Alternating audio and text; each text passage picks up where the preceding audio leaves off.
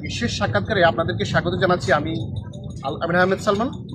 আজকে আমাদের সাথে এমন একজন অতিথি আছেন যিনি এই হাওর অধ্যুষিত অঞ্চলের মুখপাত্র এবং বিভিন্ন সময়ে বিভিন্ন আন্দোলন সংগ্রামে যিনি সবসময় অগ্রণী ভূমিকা রেখেছেন এবং এক সময়ের তুকুর ছাত্রনেতা থেকে পরবর্তীতে জেলা বিএনপির দায়িত্বশীল পদেও ছিলেন এবং বর্তমানে আছেন। এবং আমরা যার সম্পর্কে বলছিলাম আর পরিচয় করিয়ে দেওয়ার আর কোনো প্রয়োজন নেই, তিনি আর কেউ নন, তিনি জনাব কামরুজ্জামান কামরুল। তো আপনি কেমন আছেন? আলহামদুলিল্লাহ, অনেক ভালো আছি। প্রথমে কৃতজ্ঞতা জানাই পরম করুণাময় আল্লাহ তাআলাকে।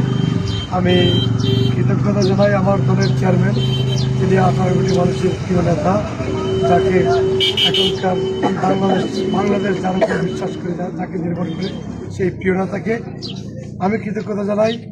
আমার অভিভাবক আম জনতা, সাধারণ জনগণ যারা আছে, এইবারের আমার নমিনেশন এনে দিয়েছে সাধারণ জনগণ, আমাদের জনগণ, আমার অভিভাবক, আমাদের আমি কৃতজ্ঞতা জানাই। ধর্মপাশা, মধ্যনগর, জামালগঞ্জ, তাহিরপুরের প্রিয় নেতৃবৃন্দ যারা আছেন, আমার সহযোদ্ধারা আছেন, আমার সাধারণ জনগণ যারা আছেন এবং দেশে এবং বিদেশে যারা আছেন, সকলে আমাকে সহযোগিতা করেছেন। প্রিন্ট মিডিয়া, ইলেকট্রনিক মিডিয়ার সকল সাংবাদিক ভাইরা যারা আছেন, সকলে আমাকে সহযোগিতা করছেন, যার দরুন আমাকে আমার দলের হাইকমান্ড সিদ্ধান্ত চেঞ্জ করেছে আপনাদের মতামতের ভিত্তিতে, জনগণের মতামতের ভিত্তিতে। সে কারণে আমি কৃতজ্ঞতা জানাই আমার প্রিয় জনগণ যারা আছে তাদেরকে।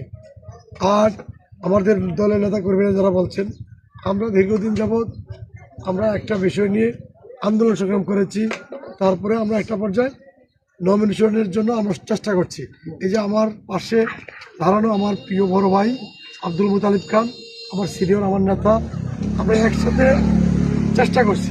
এটা আমরা প্রতিযোগিতা করছি, প্রতিহিংসায় আমরা একটা মার্কার জন্য, ধানের শীষের প্রতীক নেওয়ার জন্য আমরা চেষ্টা করছি।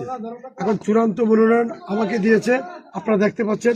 আমার সাথে আমার লিডার আছেন, গতকালকে লিটন আফিন দিচ্ছিলেন, সালমা ভাবি আসতেছেন, মাহবুব 23 তারিখের পর থেকে নামবে।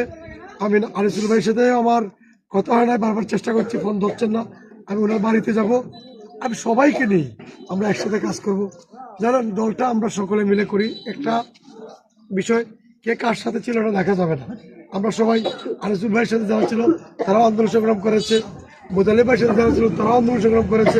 সবাইকে মূল্যায়ন করতে হবে, সবাইকে নিয়েই আমাদের এই নির্বাচন করতে হবে ঐক্যবদ্ধভাবে।